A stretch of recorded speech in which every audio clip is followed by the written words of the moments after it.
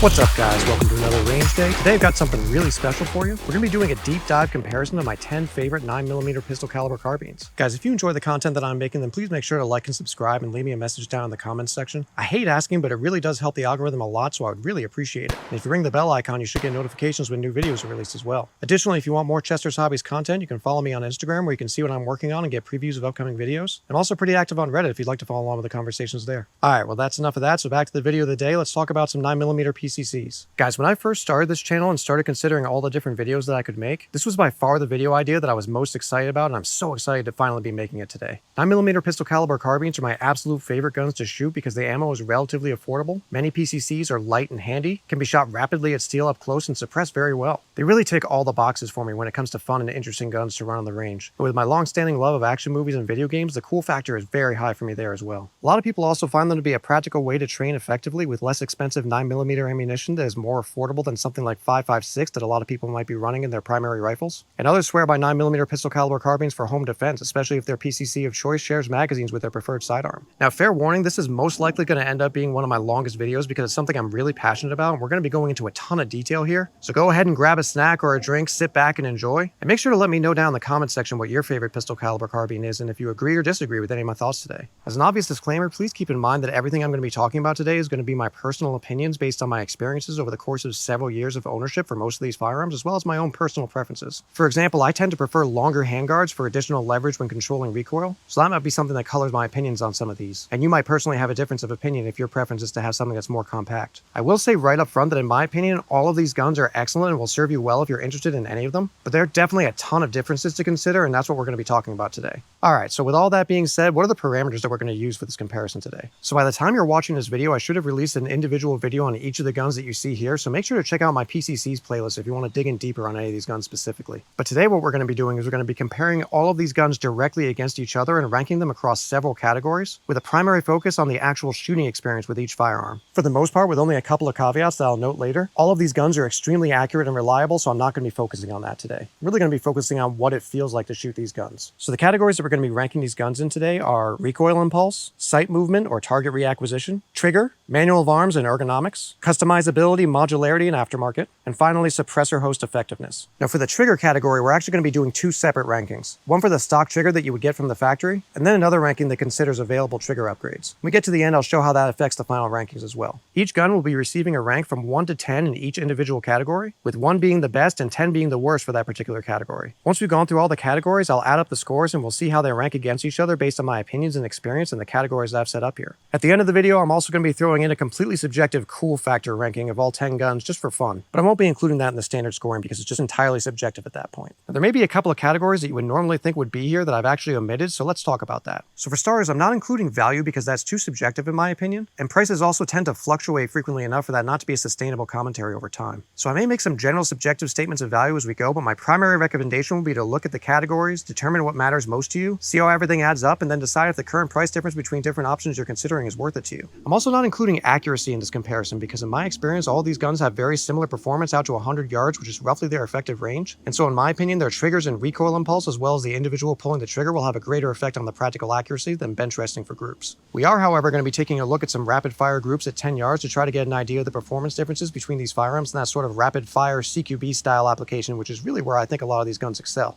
Now, if you have a keen eye for detail and you've been counting the guns here, you'll notice that I actually have 11 guns here, not 10. So for the purposes of this comparison, I'm only going to be counting the factory CMMG Banshee setup and not the custom build. However, since I'm planning on doing some really interesting tests today, I'm going to include the custom Banshee as a wildcard data point, but not directly ranking it against the others. Now, one critical point that I think is really worth mentioning is that I would consider the playing field to be relatively even for all these guns that you see here because they're all registered SBRs, and they've all been configured in ways that make them highly effective for me personally. For example, they all have a comfortable length of pull with their respective stocks, and they all have effective vertical grip.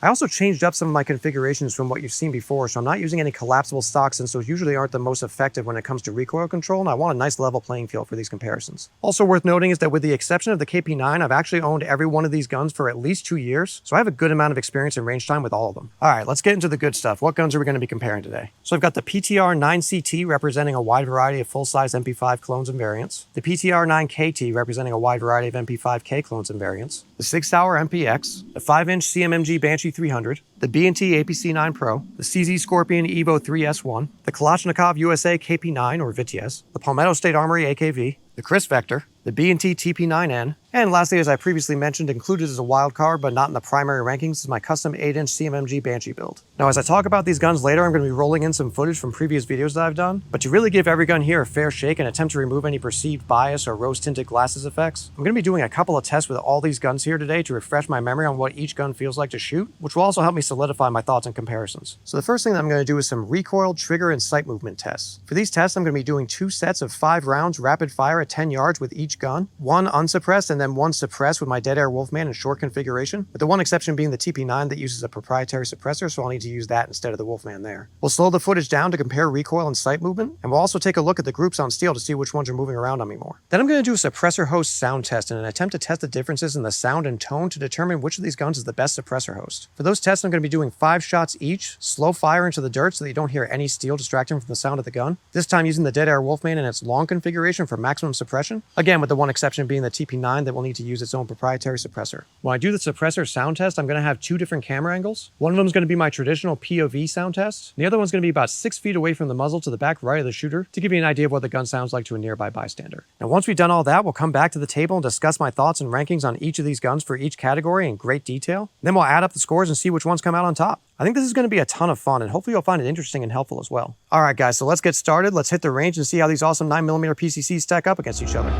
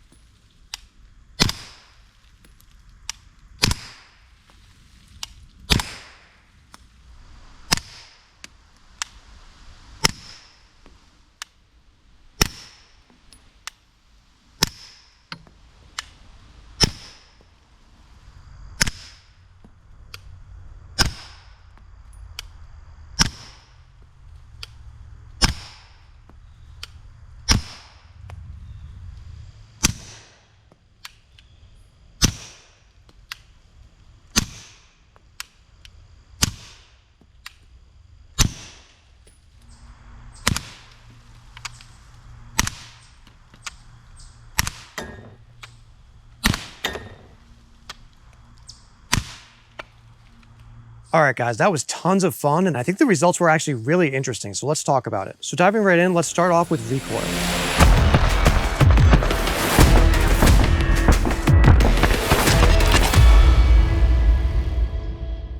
So for lowest felt recoil, it's gonna go to the MP5. The roller delayed action is just so soft and smooth. If you've never fired an MP5 before, it's really something to experience. When a buddy of mine shot the MP5 for the first time, the first thing he says that he could feel the bolt rolling inside the receiver. And that's literally what it is. It's a roller delayed blowback. That delayed bolt reciprocation makes a huge difference in terms of the felt recoil. It's extremely soft, especially when you're shooting it suppressed. It's just really fantastic. Now, second place for recoil might actually be a surprise for some of you, but it's actually going to go to the MP5K. Now, if this MP5K was completely stock, it probably would not be scoring so high. But since I have an 80-degree locking piece in here to help make sure that the gun doesn't beat itself up too much when shooting it suppressed, it runs really smoothly and almost as smooth as the full-size MP5.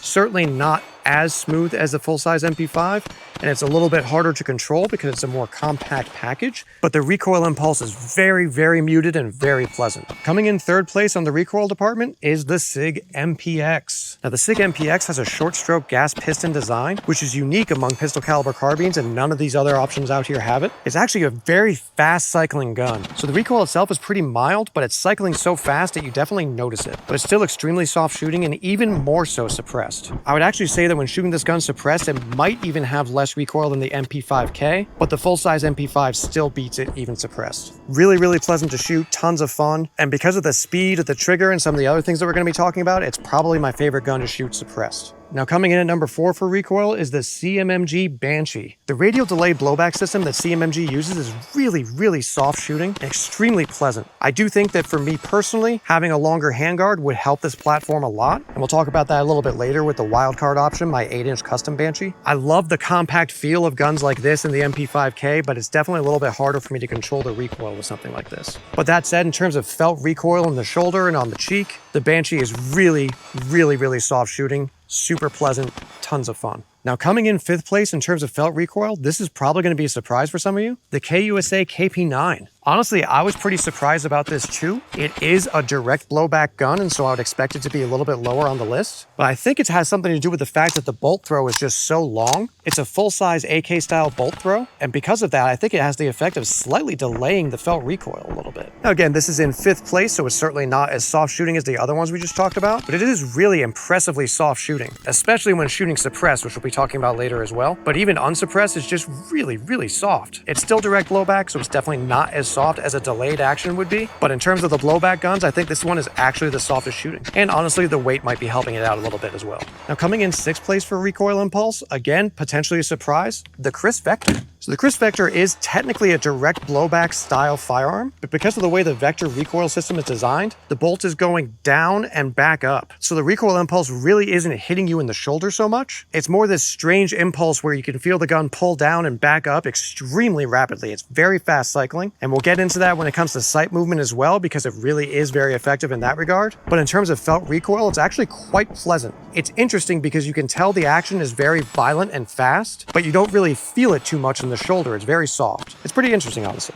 All right, guys, here we go. Probably the biggest surprise of the day, coming in at number 7 for felt recoil, the B&T TP9. It's absolutely far from the softest shooting. Obviously, it's in 7th place here, but the way that the barrel unlocks to allow the bolt to reciprocate does actually slow down and delay the bolt just enough to mute the recoil quite a bit. Now, I know a lot of people out there have strong opinions on the TP9, and don't worry, I think this is actually the highest it's going to score in any category today, but I will say even I was very surprised. The recoil impulse, the felt recoil in the shoulder and on the cheek is really not too bad at all with the TP9. It's relatively pleasant, but when we get to some of the other categories, it's going to start to show its weaknesses. All right, now coming in at number 8, this one was actually a surprise for me, the B&T APC 9. Honestly, I expected this one to score higher, and I think that's because it's actually a very, very pleasant and soft recoil impulse. It's hard to describe, honestly. It's a very pleasant recoil impulse, but you definitely feel it. It is direct blowback, but because of the hydraulic buffer that's in there, it mutes the recoil a lot. So it's very hard to explain. I would almost say it's kind of round feeling. I know that really probably doesn't make any sense, but some of these have a very sharp feeling recoil, whereas the APC 9 is very round feeling, very soft feeling, but still very much you know that it's there, and definitely heavier than a lot of the other options on here because it is direct blowback, but again, muted by the hydraulic buffer. It's really interesting, actually. I would definitely say it's still very pleasant to shoot, even though it scores a little bit lower on this scale. All right, guys, coming in at number 9 for felt recoil, you probably guessed it, the CZ Scorpion. CZ Scorpion is one of the most popular pistol caliber carbines out there, and for very good reason. It is an awesome firearm, but it is, however, direct blowback with a big, heavy bolt. And so you really feel it when you're shooting it. It's a very visceral and intense feeling gun to shoot. Personally, I don't mind it at all. I love this Scorpion, especially with the upgraded Timney trigger, which we'll be talking about later. It's a very, very fun platform to run, but in terms of felt recoil, it's definitely up there and one of the highest in my opinion.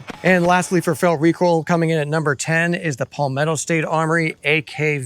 Guys, this gun has a lot of things going for it, a lot of things that make it really awesome, but felt recoil is probably not one of them. It's a really, really fast cycling action, which benefits it in a lot of ways, but the recoil impulse is very aggressive and violent feeling, even more so than the Scorpion. We'll be talking a lot more about the advantages of this platform as we go, but in terms of felt recoil in the shoulder and on the cheek, this gun definitely has the most on the table.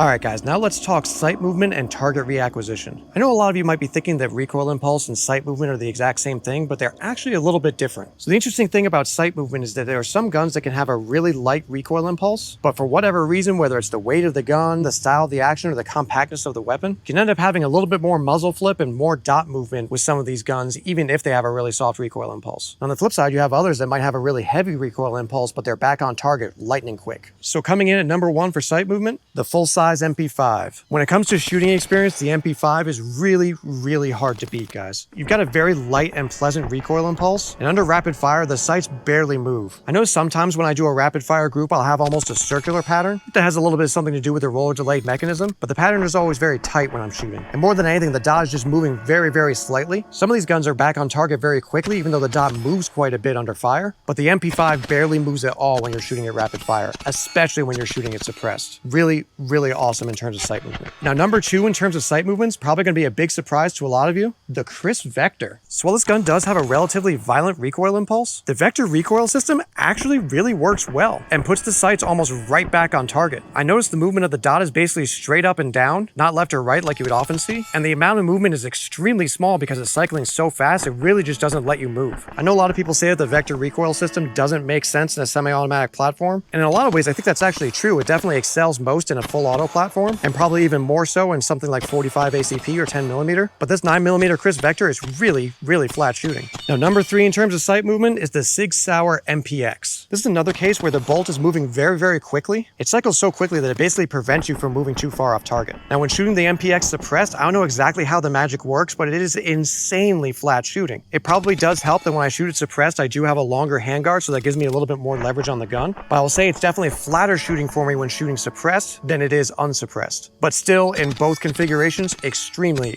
flat shooting. Next up, coming in at number 4 for sight movement, we got the MP5K. Again, if this had the standard locking piece, it would not be this high on the list, but with an 80-degree locking piece, this is a very, very pleasant gun to shoot. And in terms of these compact K-style guns, I definitely think the MP5K has the softest impulse and the least amount of sight movement. It's really, really pleasant to shoot. All right, so coming in at number 5, we got the CMMG Banshee. We talked about how soft shooting the radial delayed blowback is, and definitely really helps you stay on target as well. Again, if I had a longer handguard on here, I think it would be even tighter for me, but as a K-series gun, it's really not that bad, and getting nice and tight rapid fire groups isn't too challenging. I'll definitely say that when shooting suppressed, it's noticeably flatter shooting as well. Definitely less sight movement when shooting suppressed for sure. Now, coming in at number 6 for sight movement is the B&T APC 9. The sight movement really isn't too bad on this one. We're in the direct blowback space now, so there's definitely a little bit more sight movement than some of the other options that we talked about, but I find the APC to be fairly predictable in its recoil impulse. It's basically a little bit up and to the right, and it's pretty easy to pull it back on target. And like a lot of these guns, when you're shooting it suppressed, there's actually noticeably less dot movement there as well. So coming in at number 7 for sight movement is the KUSA KP9, and we are talking direct blowback here, and while the KP9 is actually quite soft shooting, there's still a decent amount of sight movement. I'd say this is probably the point where we're starting to get a good amount of sight movement from 9mm. But much like a lot of the others, when shooting it suppressed, it's noticeably flatter shooting. Now, number 8 for sight movement is actually the PSA AKV. So while this gun does have a really violent and aggressive recoil impulse, the action cycles so quick that it's back on target really fast. But if the recoil catches you off guard at all, then you're going to be way off target as well. So it's a little bit of a catch-22. But if you get used to it and you can control the recoil, because the action is cycling so quick, it's actually back on target fairly quickly for me. It's considerably heavier than my Scorpion as well, so I think that really helps when it comes to sight movement. At number 9 for sight movement, we've got the CZ Scorpion. Again, guys, I absolutely love the Scorpion. It is a ton of fun. But with that big, heavy bolt moving in a direct blowback operation with such a light gun, the sights jump around on me quite a bit with this one. It's absolutely controllable, tons of fun to shoot, but you definitely have to work a little bit harder if you want to be accurate while shooting fast. And then lastly, coming in at number 10 for sight movement is the B&T TP9. Although the recoil doesn't feel like that much on this gun, it jumps around a lot. And I think that's because it's so light. It's somewhere around 3.5 pounds lighter than my MP5. So although the recoil impulse is impressively soft, the muzzle moves around a lot. Still extremely fun to shoot, but you're not going to be shooting this gun fast for a few reasons, and one of them is the sight movement.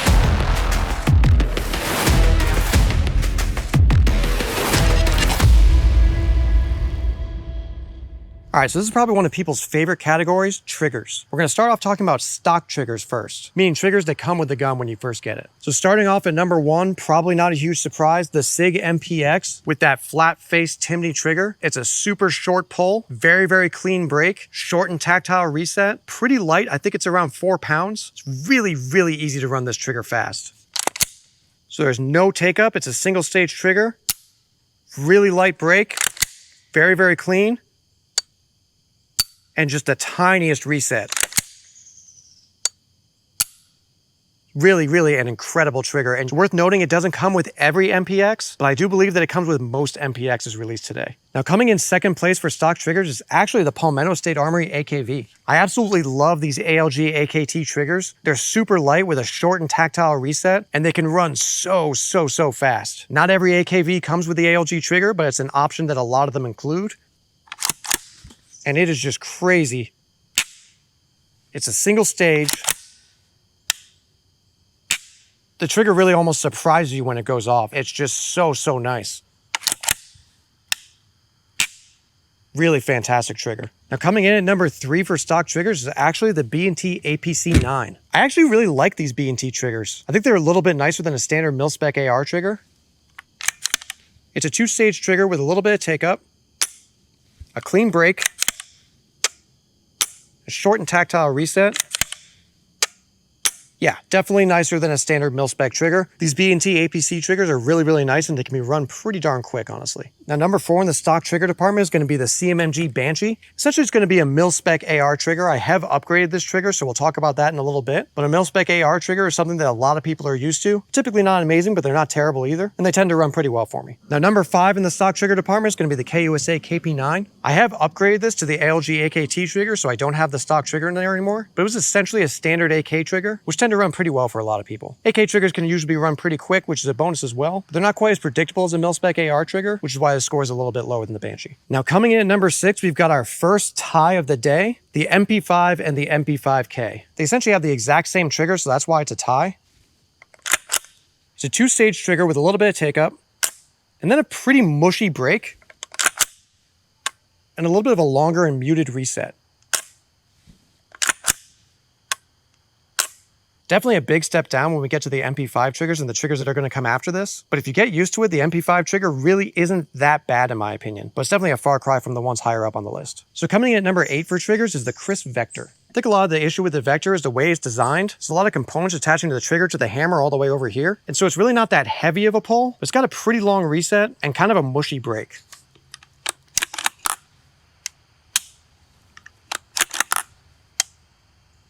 So yeah, it's a pretty long reset.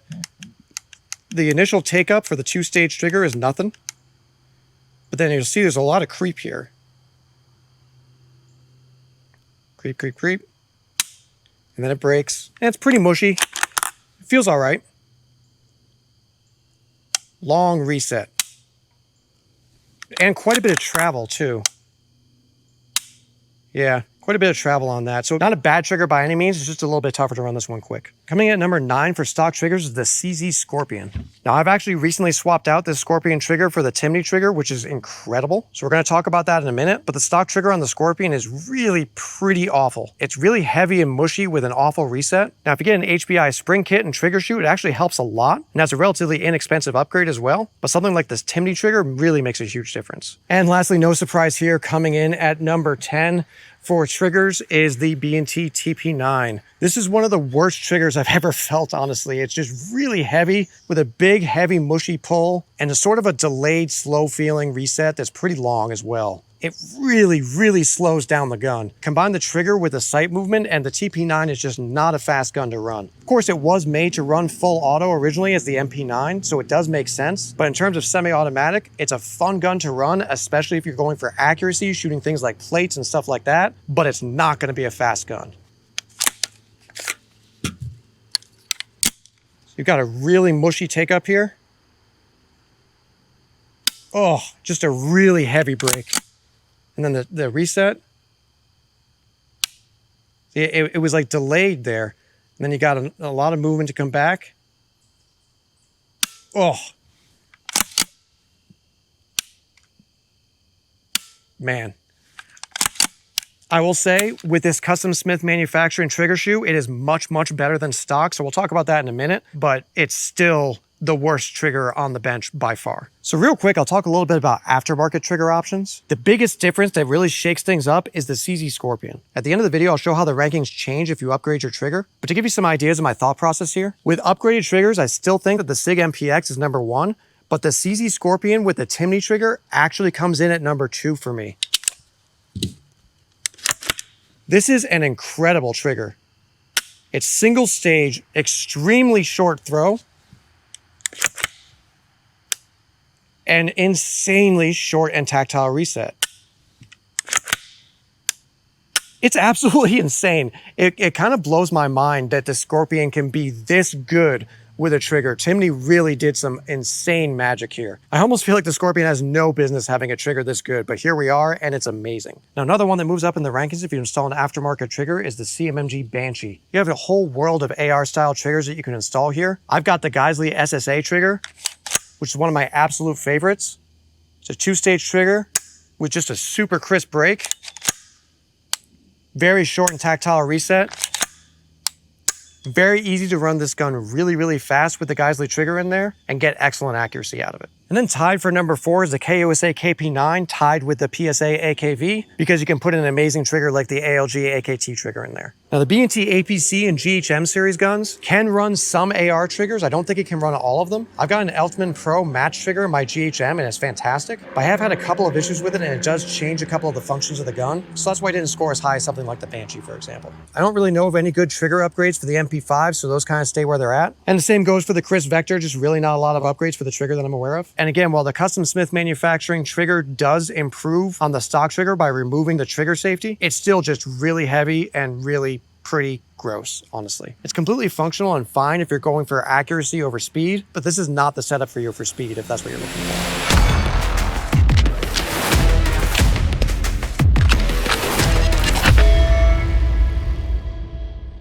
All right, guys, now things are going to get a little bit more interesting. We're going to talk about manual of arms and ergonomics. So coming in at number 1 for me is the SIG MPX. The MPX essentially has AR-style controls, which for me personally is basically peak performance when it comes to ergonomics and manual of arms. But where the MPX improves over the standard AR is that it has fully ambidextrous controls. So you have ambidextrous mag release. You can drop the bolt with your trigger finger. Ambidextrous safety.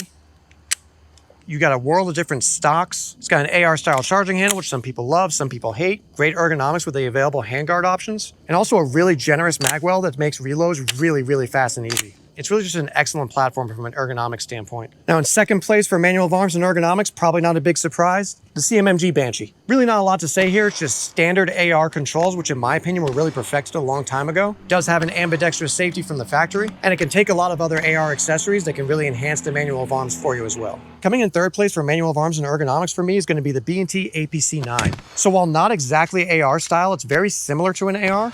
You've got ambidextrous magazine releases, kind of ambidextrous bolt catch and release lever. I almost considered putting this gun at number 2 in this category, but what really held me back on that is sometimes the bolt catch and release lever gets a little bit stuck.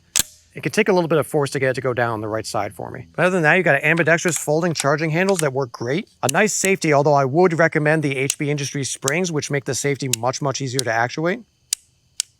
And really just an excellent feel and ergonomics. If you get the B&T jet funnel magwell, it makes reloads extremely easy. Makes them nice and smooth. So definitely a big win for me for the APC 9 when it comes to manual of arms. Now coming in at number 4 is actually the CZ Scorpion. I think the ergonomics and the manual of arms on the CZ Scorpion are actually excellent. Obviously there are a lot of upgrades available as well, which we're going to talk about in the next section. You got a paddle mag release with an excellent magwell. Makes inserting and removing magazines really easy. You've got bolt hold open functionality with a really easy to use bolt release. And then you also have the option of running it like an MP5, locking the bolt back and then slapping it forward. Just a lot of options there, and it's really, really nice. I will say the manual of arms and the ergonomics of this gun can be greatly improved with some upgrades, which I do have some of here. But overall, I think even from the factory and then with some minor upgrades, the ergonomics of the CZ Scorpion are really, really nice. Got an ambidextrous safety here as well. It's really easy to actuate. There's also a lot of really nice folding and collapsible stock options out there. Next up, coming in at number 5 for manual of arms and ergonomics is actually going to be the PSA AKV. It's essentially an improved AK when it comes to ergonomics. It takes CZ Scorpion magazines, has a huge paddle mag release.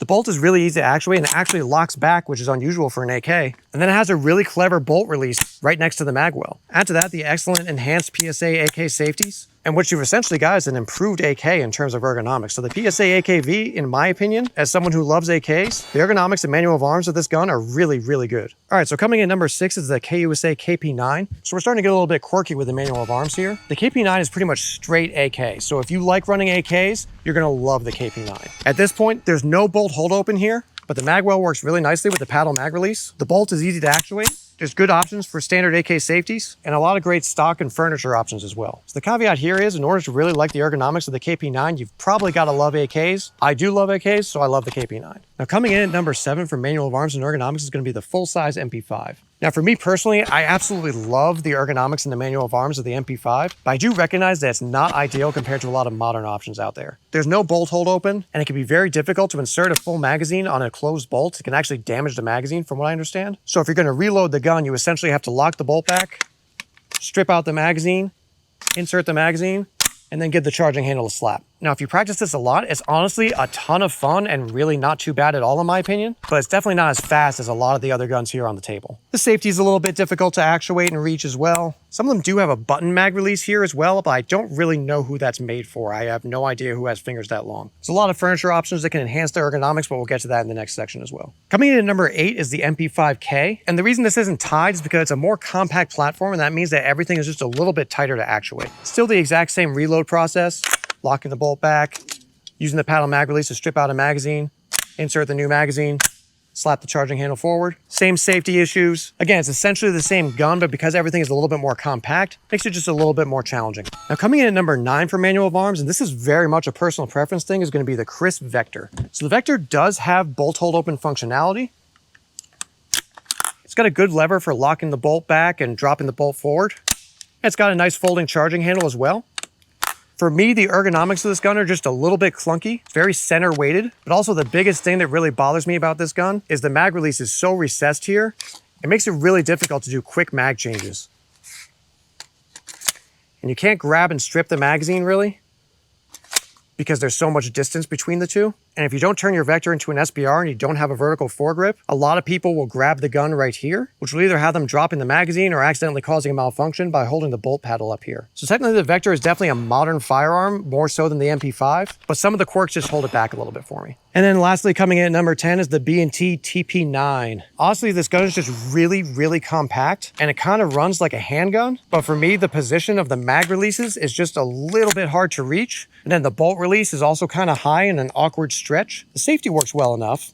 I love the vertical foregrip if you're going to make it an SBR. Ergonomically, the gun feels pretty good, but the manual of arms just makes it a little bit difficult to run. We already talked about how slow the gun is when you talk about sight movement and trigger, but the other big sticking point for me here is there is no flaring at all to that magwell.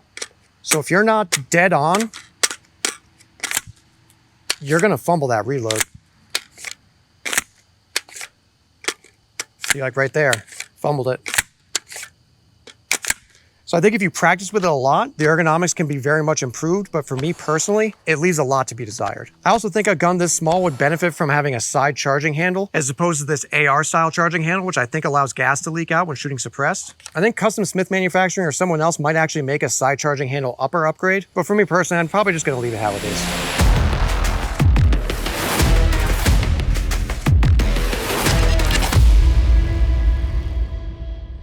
All right, guys, here's a fun one. Let's talk about customizability, modularity, and aftermarket. So this might be a little bit of a controversial pick, but for me, number one is actually going to be the SIG MPX. And the reason for me personally is it's so easy to change out the barrel and handguard very, very quickly, even on the range. You also have a Picatinny rail on the rear of the lower receiver, which gives you just a ton of stock and brace options. There's pretty good third-party aftermarket support with different handguards and stuff like that. But the biggest thing for me is that I can swap out the handguard or the barrel on the range in seconds. And that to me makes the MPX the most modular, and that's why it's sitting at number one. Now coming in at number two is going to be the CMMG Banshee. There's an absolute plethora of AR style parts that will work on the Banshee. And when you buy your Banshee, you can actually choose between several different lowers. So it can actually take either Glock magazines, SIG P320 magazines, Colt magazines, or my personal favorite, the AR conversion magazines that I have on my custom Banshee here. So there's a lot of options there. And for the most part, anything else that you can do to an AR, you can do to your Banshee. A lot of people like to say that ARs are like Legos for adults, and that absolutely applies to the CMMG Banshee. Coming in at number three for customizability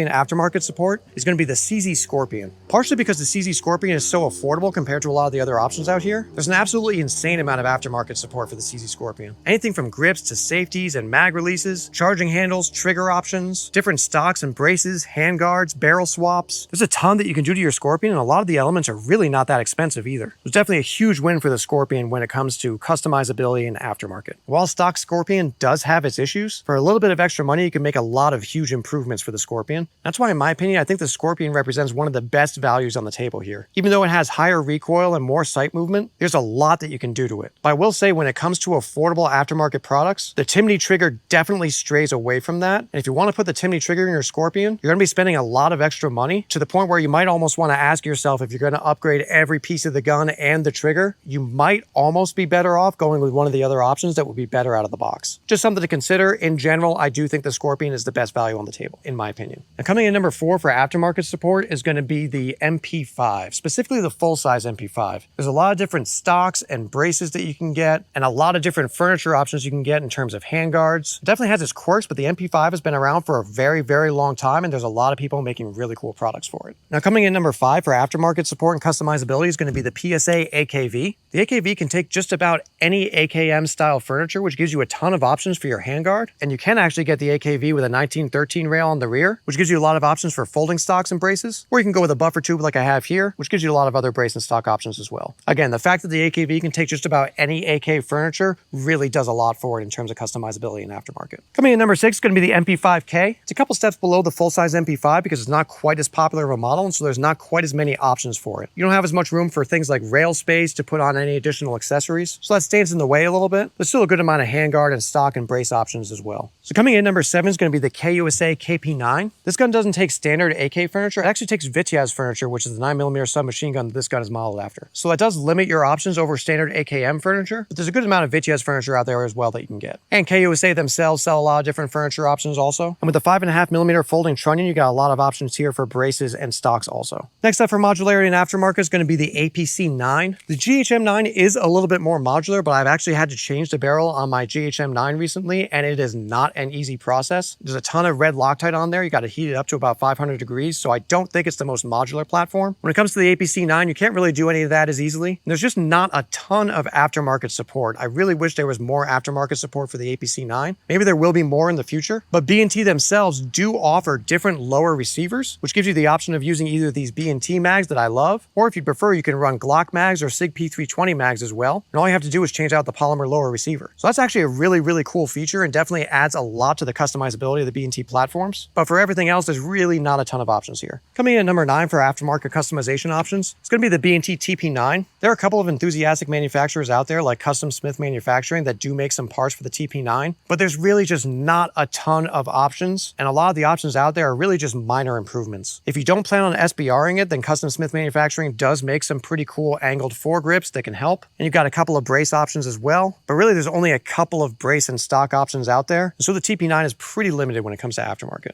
And lastly, when it comes to aftermarket and customization, there's the Crisp Vector. I absolutely love the Crisp Vector. It's an awesome firearm, but pretty much what you see is what you get. There's not a lot that can be done to this gun. You do have some rail space that you can add a vertical foregrip or an angled foregrip if you're not going to turn it into an SBR. There's really not a lot of stock options, although they do offer a folding buffer tube adapter if you just want to put a standard AR stock on there. But overall, there's really not a lot of third-party support for the Vector. It's just not that popular, I don't think. Now, technically, you can swap calibers with the Vector if you happen to have a lower receiver in a different caliber, but you have to change out some parts on the upper, and they don't sell the lower separately. The lower is also the serialized part, which means if it's an SBR, you're kind of out of luck. So I think that's kind of a missed opportunity in my opinion.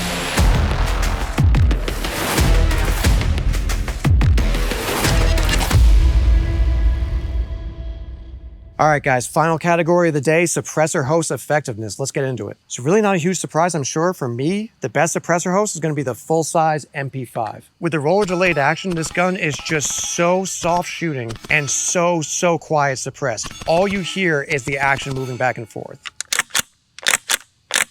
That's pretty much all that you hear, and it is just really quiet and super flat shooting when shooting suppressed. I absolutely love it. It's definitely one of my favorite 9mm suppressor hosts. Coming in at second place for me might be a little bit of a surprise, but for me, it's the MP5K. Again, specifically, that 80-degree locking piece makes such a huge difference. The recoil is definitely a little bit more aggressive and violent feeling in the MP5K than in the full-size MP5, even with that 80-degree locking piece, but it's still just super soft to shoot suppressed. And it's also really light and handy and compact, which just makes it a ton of fun to run suppressed. Absolutely love the MP5K as a suppressor host. Now, coming in at number 3, this might be a little bit controversial. For me, it's the SIG MPX. For me, when shooting the SIG MPX suppressed, it really comes alive. Combining the trigger with the soft recoil impulse and how flat shooting it is suppressed, it is just the fastest gun to shoot suppressed. It is so fun. I absolutely love it. Incredibly soft shooting, even softer shooting suppressed than unsuppressed, and just incredibly flat shooting. I absolutely love the MPX as a suppressor host. Now keep in mind, however, I do shoot exclusively outside. I know a lot of people that have problems shooting the MPX with gas coming through the charging handle, and I do have a Radian Raptor charging handle, so that might be helping me out as well. I know a lot of people say the MPX is very gassy for them. I've never once had a problem with gas in the MPX, using quality ammo and using my Dead Air Wolfman, which is a pretty low back pressure can as well. Coming in at number 4 for suppressor host effectiveness is going to be the CMMG Banshee. That radial delayed blowback really does a good job of minimizing port pop, and it's a very soft shooting gun when shooting it suppressed. Again, I think with a longer handguard, it would be a little bit better for me personally, but it's just really soft, really pleasant, and very quiet when shooting this gun suppressed. Now coming in at number 5, and this was actually a bit of a surprise to me, is going to be the Crisp Vector. This gun is technically direct blowback in operation, albeit with the Vector recoil system, but I think it might partially be because the ejection port is so far forward of the shooter, it's very quiet when you're behind the gun. So the Crisp Vector for me is actually an excellent suppressor host in terms of sound and also how soft and flat shooting it is. Definitely love the Vector shooting suppressed. Coming in at number 6 is going to be the B&T APC 9. This gun handles extremely well with the suppressor. It runs really soft and smooth, and it's pretty quiet, even though it is technically direct blowback and there is some port pop.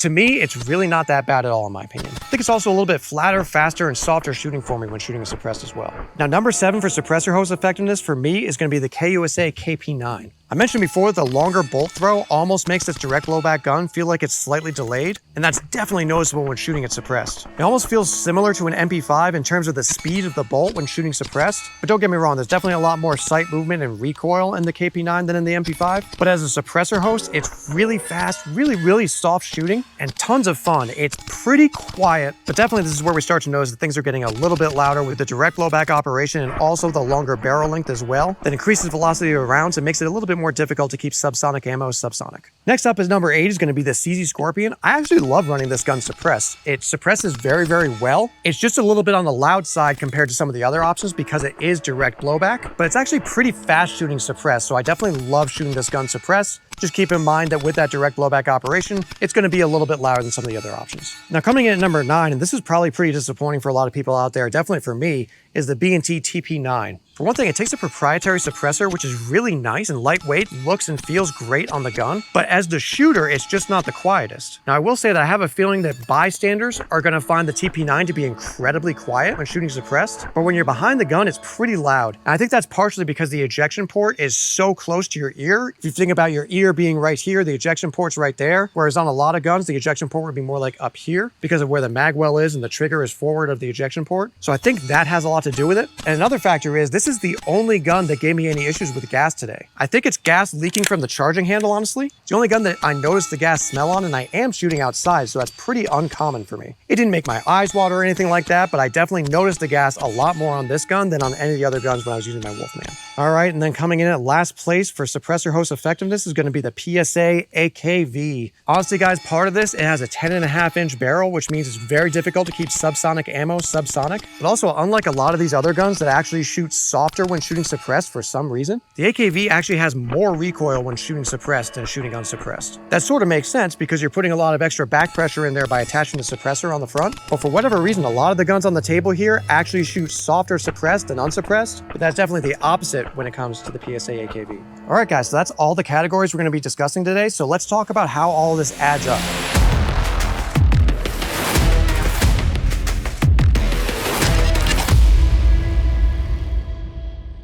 Alright guys, I apologize for the change of venue here, but I actually ran out of light down at the range, so I gotta finish up the rest of the video back here in the shop. So picking up right where we left off, obviously we've talked about all the specific categories. Let's see how the scores add up and see where all these PCCs rank on my list. So to shake things up a bit, I'm actually going to go in reverse order for the final rankings. Now as a reminder, each gun received a rank from 1 to 10 in each of the 6 categories, so the maximum amount of points that any of these guns could have received would have been 60. So going in reverse order, let's start with number 10 on the list with 55 out of 60 points, the B&T TP9. This probably does not come as a surprise to a lot of people, and I will say, although it did score the lowest, I actually still love this gun. It's just very, very different from anything else that I have. It's really unique, it's extremely compact, handy, and lightweight. I love the way the stock folds right up against the vertical foregrip. The suppressor is lightweight and effective, and the recoil impulse is actually pretty pleasant considering how small and light the gun is. The big disadvantages with this gun are sight movement, where it just has so much sight movement under fire because it's so light, and the manual of arms for me leaves a lot to be desired. Being able to quickly insert magazines is really important to me. It's just too easy to fumble this reload.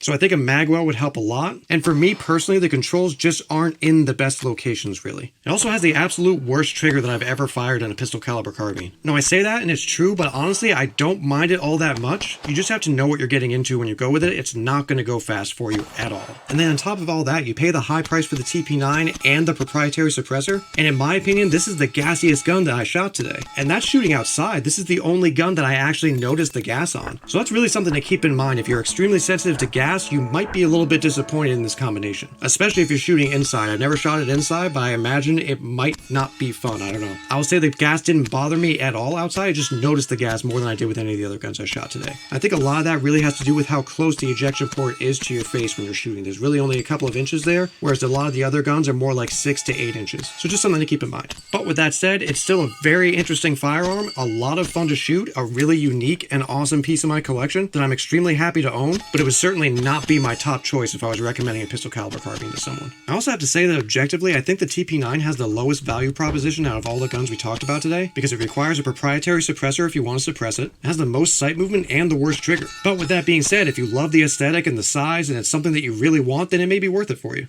Alright, now coming up next in 9th place is the CZ Scorpion. Now I know there's a lot of love for this gun out there, and don't get me wrong, I absolutely love this gun too, but when comparing it directly to all the other pistol caliber carbines we were looking at today, there's just a few places that it falls a little bit short. It's got the second most recoil and the second most sight movement out of all the guns that I fired today, which is all due to that huge heavy bolt with that direct blowback mechanism. And that direct blowback mechanism also makes it the 3rd worst suppressor host that we tested today. Now again, remember, this is my opinion, and also we're looking at some really awesome guns today, and so the fact that this one ranked 8 out of 10 in terms of suppressor host effectiveness, it is still a great gun to shoot suppressed. It's just not going to be as quiet, and it's not going to be as soft shooting as a lot of the other options. But with all that said, the manual of arms on the Scorpion is fantastic. I love the modularity on this gun. I love all the different parts that you can get. This is a great option for a first pistol caliber carbine. It was actually my first pistol caliber carbine as well, and really got me in love with the platform, so it's definitely something that I would absolutely recommend. It's It's also great if you're interested in getting into a little bit of light gunsmithing, because a lot of the parts on the CZ Scorpion can be upgraded by you as the end user, and they're really not too difficult to do. I learned a lot about gunsmithing myself just by upgrading my CZ Scorpion. The third-party aftermarket is almost second to none when it comes to the Scorpion. There's just a ton of options and a ton of support out there. Different handguards, grips, safeties, charging handles, stocks, braces, you name it. There's a ton of options for the CZ Scorpion. So if you love this gun or you want to try to get into a pistol caliber carbine at a lower cost, the CZ Scorpion, in my opinion, is a fantastic option. Now, an interesting asterisk here on the Scorpion is that while it does have one of the worst triggers out of the box, it also has one of the absolute best upgraded trigger options with the Timney trigger. However, with that being said, if you start with a base level Scorpion and then add on a ton of upgrades, including that Timney trigger, you could possibly spend almost as much as you might have spent on some of the other options here that are a lot better out of the box, so that's something worth considering as well. But a base level Scorpion with a couple of upgrades, say from HB Industries, like their trigger shoe and trigger springs, a decent brace or stock if you decide to make it an SBR, you can have a really fantastic pistol caliber carbine for comparatively not a lot of money. Alright, now coming in at number 8 on the list with 40 points is the Chris Vector.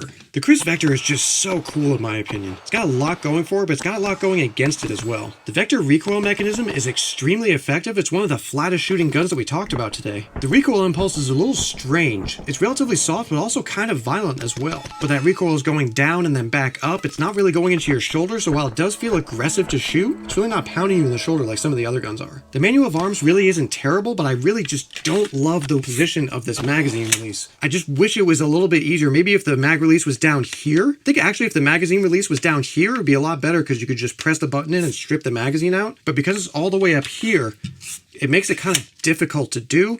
And the magazines will drop free, but I don't know. I just wish there was either a right side magazine release over here, or that there was a magazine release maybe down here, or that it was extended.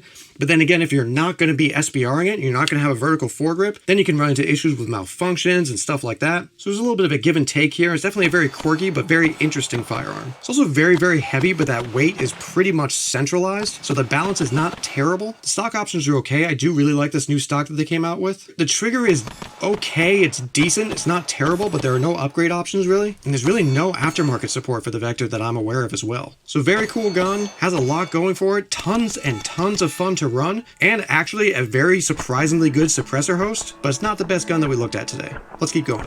Guys, I've actually got to make a little bit of an adjustment here. The Chris Vector was actually tied for 7th place with the PSA AKV. Also coming in at 40 points, the AKV has a lot going for it, and much like the Vector, it also has a lot going against it. In terms of positives, the manual of arms and the ergonomics on the AKV are actually excellent. It's essentially an improved AK manual of arms, with an excellent safety, a fantastic magazine release paddle, bolt hold open, and a bolt release lever.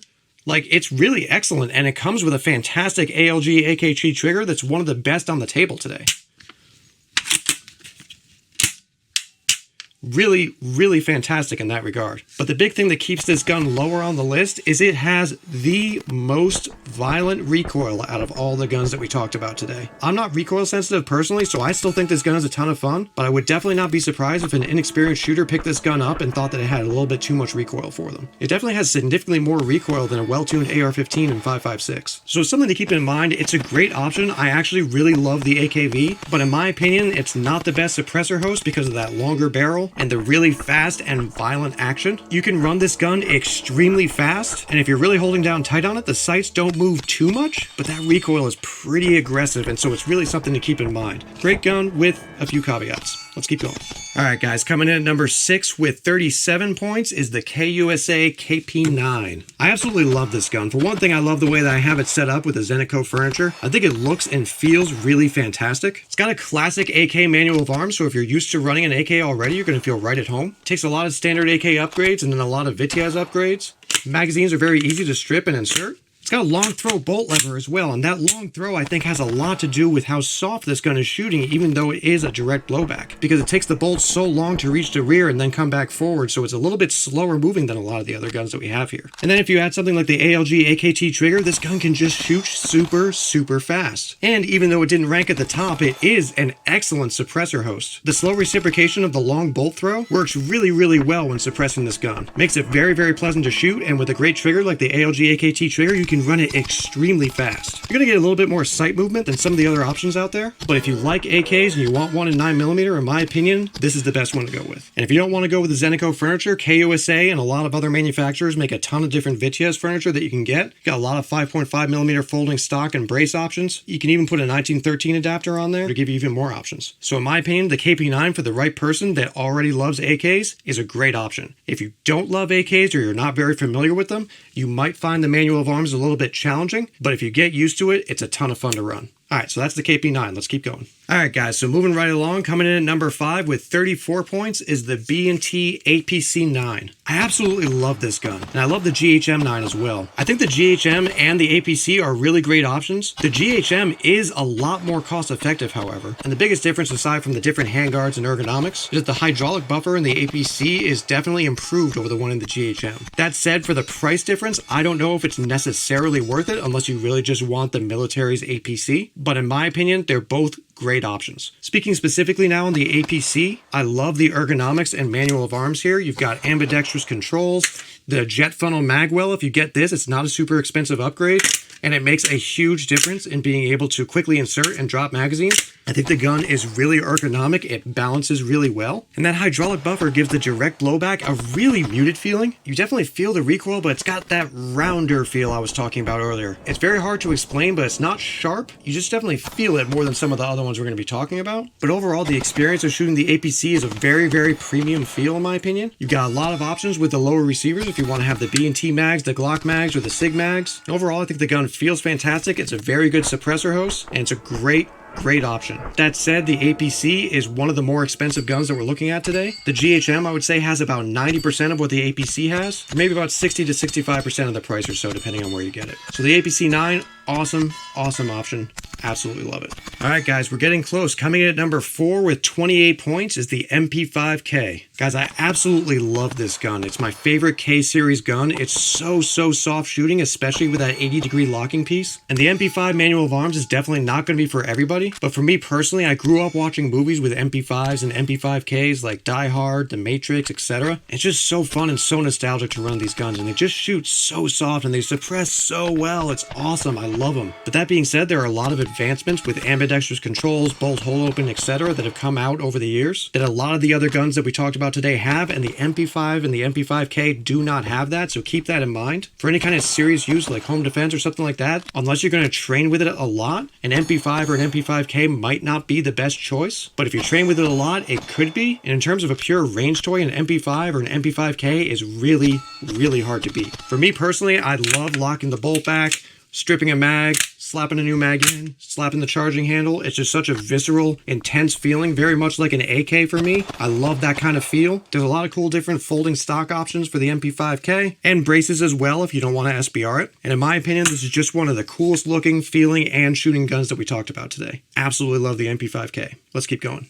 All right, guys, here we are, top 3, and it's getting pretty close. So coming in 3rd place with 21 points is the CMMG Banshee. The radial delayed blowback is just extremely pleasant. There are thousands of AR-style upgrades available. You've got multiple lowers that you can choose from with either Glock mags, SIG mags, Colt mags, or my favorite, the AR conversion mags. It's soft shooting, it's easy to control, it's extremely practical, especially if your main goal is to train on the cheap with something that feels similar to your full-size rifle. In my opinion, the CMMG Banshee is just a fantastic ergonomic option. And you could really say this represents all AR9s, but the big thing with the CMMG Banshee is that radial delayed blowback makes a huge difference in the feel of the gun when you're shooting it. Most AR9s out there with direct blowback have a ton of recoil. In my opinion, the CMMG Banshee is the best and most versatile AR9 available today, and so I absolutely recommend it. For me personally, I prefer the 8-inch barrel model with the longer handguard, but the 5-inch model is great too, especially if you want a more compact package. All right, guys, this was a close one, but coming in at number 2 with 20 points is the MP5.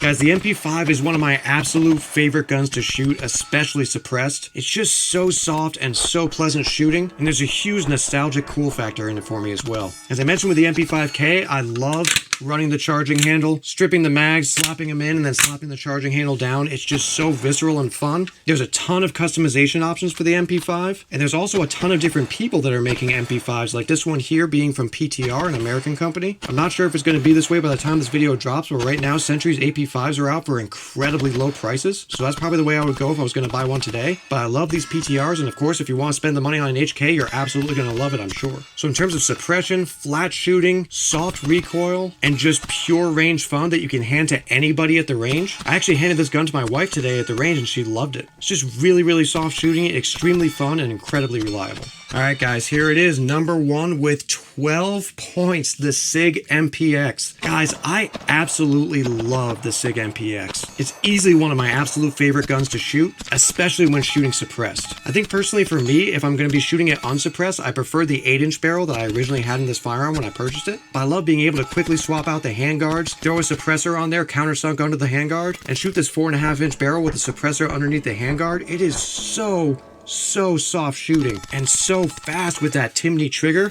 It is easily the best PCC trigger that I've ever shot. Although I will say the CZ Scorpion's Timney trigger is a close second, but this trigger is spectacular. A nearly perfect manual of arms, a massive and extremely generous magwell, tons of stock and brace options, a bunch of modularity, fully ambidextrous controls make the SIG MPX an easy gun for me to recommend. But that does come with a little bit of a caveat. For me, shooting outside, I have never once had an issue with gas in the MPX. I've heard from many people that they think the MPX is one of the gassiest guns they've ever shot suppressed. And I think a lot of that has to do with where you're shooting or what you're using for a suppressor or the ammo that you're using. So if you're shooting indoors, you're likely to get more gas in the face than if you're shooting outdoors. And if you're using high quality subsonic ammo, not supersonic ammo, and you're using a relatively low back pressure suppressor, I think you're going to have a great experience with the SIG MPX. As awesome as this gun is shooting unsuppressed, it is just so fast and flat shooting suppressed. I can't emphasize that enough. I am absolutely in love with this gun.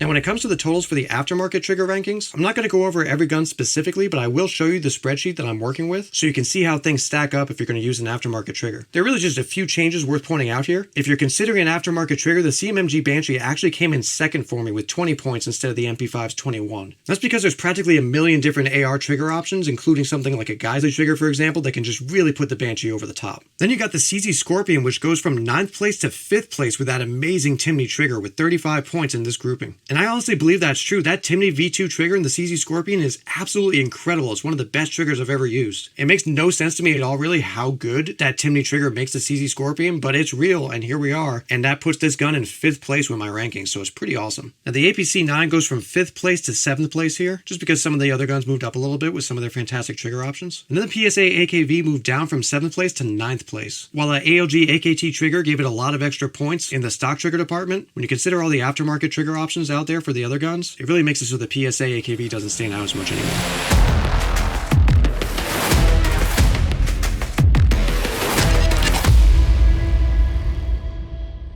Alright guys, now for the moment that I'm sure many of you have been waiting for, the wildcard round. So let's see how the rankings would have changed if I had included the 8-inch custom Banshee in my list. Guys, I'll tell you right off the bat, all the other guns on the list are really fortunate that I decided to keep this gun out of the runnings as a wildcard, because in all honesty, no joke here, this gun takes top honors or near top honors in many of the categories. It really is spectacular. So let's go through each category again real quick with the 8-inch custom Banshee and see how things stack up. So for Recoil Impulse, I put the custom Banshee at 3rd place, just behind the MP5 and the MP5K, and actually just before the SIG MPX. The combination of the radial delayed blowback bolt from CMMG, combined with the secret sauce and the Kinshot hydraulic buffer, the Tubbs 308 spring, and the A5 buffer tube, make this an incredibly soft shooting gun, especially suppressed. I cannot emphasize enough how soft shooting this gun is suppressed, and it is so flat shooting as well, which brings us right into our next category, sight movement and target acquisition. Guys, you might not believe this. This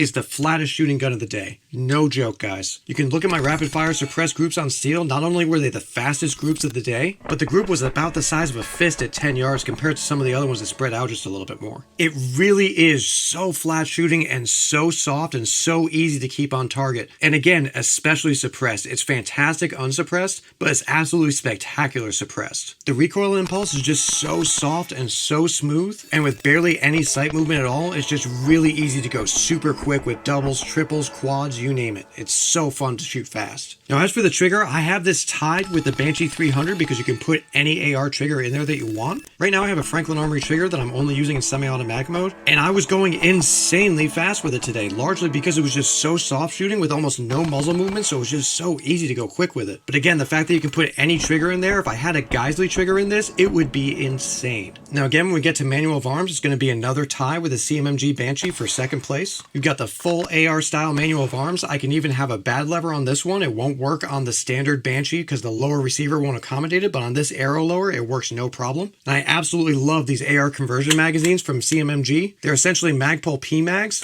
and they work fantastically. And it makes it, in my opinion, really one of the absolute best AR training platforms, because now even the magazines feel identical to your AR platform that you're used to. Add to that again, the ability to have just about any AR accessory you can dream of. And this is a completely customizable experience from top to bottom. I absolutely love it in that regard. I mean, case in point, this is a custom lower and a custom upper that I built myself specifically for this build. So it's tons of fun to customize these guys. Really, the sky is the limit in terms of what you want to do with these. So again, tied with the Banshee 300 for second place, both for manual of arms and also for customizability and aftermarket. There are literally thousands of AR-15 products that you can put on your Banshee right out of the gate. And then lastly here for these categories, we have Suppressor Host Effectiveness. I ranked this custom 8-inch Banshee in third place, just behind the MP5 and the MP5K, and again, right before the MPX. And that's because when shooting this suppressed, it almost feels like there's no recoil at all. There's just a pinch more felt recoil than the MP5. It's so close, and it's incredibly quiet. Again, I think the MP5 edges this gun out just a little bit when it comes to how quiet it is and how soft shooting it is, but it is so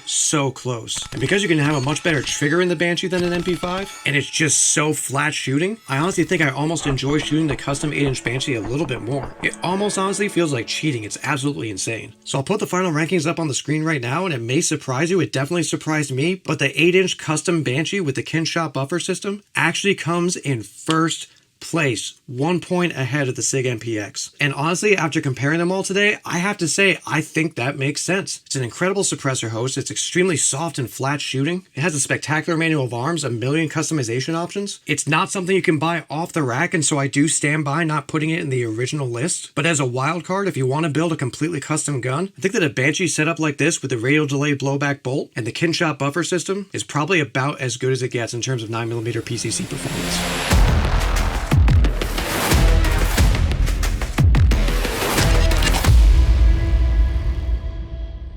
Alright guys, as promised, we're going to do one final completely subjective category, and that's going to be cool factor. And obviously this is going to be complete personal preference. Starting at number 1, we're going to have the MP5. If you see my MP5 video, it's probably not a big surprise to you here. I grew up watching this gun in a ton of movies and using it in countless video games, and the cool factor is really just dialed up to 11 for me on the MP5. I love that there's a bunch of different ways to set it up, either with an A3 collapsible stock or with the standard wide handguard. It's just fantastic for me. It's got that classic look and feel. I love the visceral feeling of slapping the charging handle. It just does everything for me, and not to mention it's just an absolute blast to shoot this gun. So number 1 is going to be the MP5. Coming in at a close second is going to be the MP5K. Again, a lot of the same reasons here. Tons of pop culture usage for the MP5K. It's in a ton of movies and video games. I absolutely love this gun. Without a doubt, it's my favorite compact 9mm PCC platform. It's just really compact and handy, and it's super soft shooting, a fantastic suppressor host, and it just looks awesome in my opinion. I love the classic look and feel of this gun. Now, given everything that we've talked about today, my number 3 choice might surprise you. It's the B&T TP9, guys. For everything this gun has going against it, it is just so cool. I love how light and handy it is. I love the way the stock folds and locks up right against the vertical foregrip. Although the proprietary suppressor isn't my favorite, I think it looks awesome. And the whole package is just so compact, lightweight, and handy. And it's just a completely different experience from anything else that I have here. It's got such a unique feel, and I absolutely love running this gun, even with all the problems that we talked about today. Again, it also has a cool factor for me because I've used the MP9 in a lot of video video games, and it kind of looks a lot like a 9mm MP7, so that's another cool factor thing for me. I love the integrated vertical foregrip, and again, it just looks so darn cool. I just love this gun so much, even despite its performance flaws. Now, as surprising as my number 3 choice might have been, I doubt many people are going to be surprised by my number 4 choice, the KUSA KP9. Obviously, you guys know I love AKs, you know I love Zenitco, so the KP9 seems like an obvious choice. It's a 9mm AK, but it's one that's based on the legit Vitez that I've used in Rainbow Six Siege, and this gun is just so cool. In my opinion, it looks awesome and it feels great to run it. It's got the visceral AK manual of arms, and it's just a ton of fun to shoot, so I absolutely love this gun.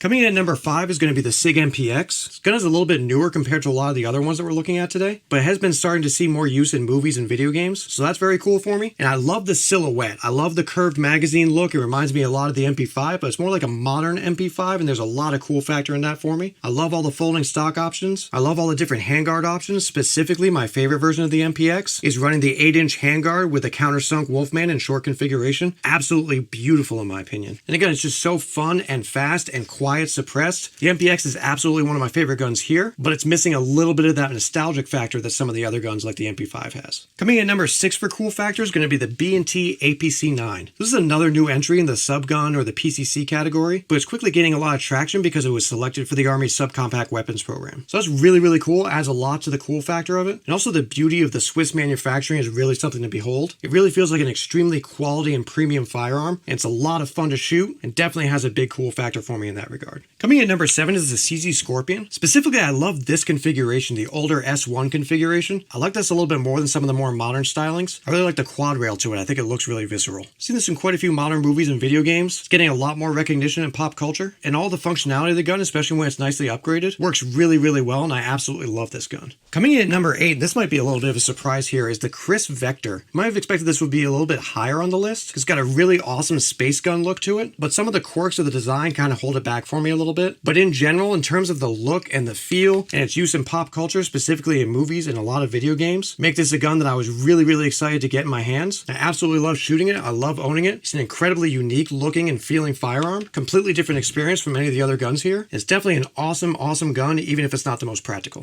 Now here's another one that might be kind of surprising considering how much praise I gave this gun today, but coming in at number 9 is going to be the CMMG Banshee. I think the reason for that really is basically it's an AR9. Granted, it's one of the best AR9s you can get in my opinion, and the shooting performance is fantastic. It just doesn't really excite me that much. I think that's really because a lot of my affinity for pistol caliber carbines is because they look and feel like the submachine guns that I've seen in so many movies and video games. You don't really see a ton of 9mm ARs in movies and video games, so I think that takes away a little bit of the cool factor for me. Doesn't in any way mean it's not a great performer. In fact, it's one of the best performers if you look at my previous rankings. It just doesn't really excite me that much. Maybe that's partially too because it's just so practical and so good at everything it does. It's just maybe a little bit vanilla and a little bit boring to me, but that's really only when I look at it in the safe. Once I get it out to the range and start shooting it, I'm always absolutely in love with it. Now in general, I'd say the same does go for the custom Banshee. However, for the custom Banshee, because it's completely purpose built by me for superior performance, it does stand a little bit taller for me. But again, visually, it's still just a 9mm AR, and so it's just not as exciting to me aesthetically. And finally, coming in last place at the 10th spot is the poor AKV. Guys, I feel a little bit bad for the rap I'm giving this gun today. It is a great gun. It's an excellent 9mm PCC with an improved AK manual of arms. But for me, this gun is just really vanilla. And maybe it's partially the way I have it set up with the Magpul furniture and the AR stock. I'd probably like it a lot more if I set it up differently. But also the violent recoil does turn me off a little bit. At the end of the day, it's an extremely effective 9mm AK, but it's not something that you would see in a movie or a video game. That spot really goes to the Vitez or the KP9. And so for me, that kind of diminishes the cool factor on the AKV just a little bit. Alright guys, so those are my thoughts on some of my favorite 9mm pistol caliber carbines. All these guns are really popular firearms, and I see people constantly asking questions online about how a lot of these guns stack up against one another. And I especially understand that not everyone has the means or availability to compare all these guns directly themselves, so hopefully this information will be helpful for anyone that's been interested in any of these guns or curious about how they compare to one another. Let me know down in the comments section what your favorite PCC is, and if you agree or disagree with any of my thoughts today. I'd love to hear from you. So that's going to be all for today, guys. We got a lot more videos coming up soon, including more PCCs, ARs, AKs, handguns, and shotguns. So remember to like and subscribe, ring the bell, stay tuned, and thanks for stopping by.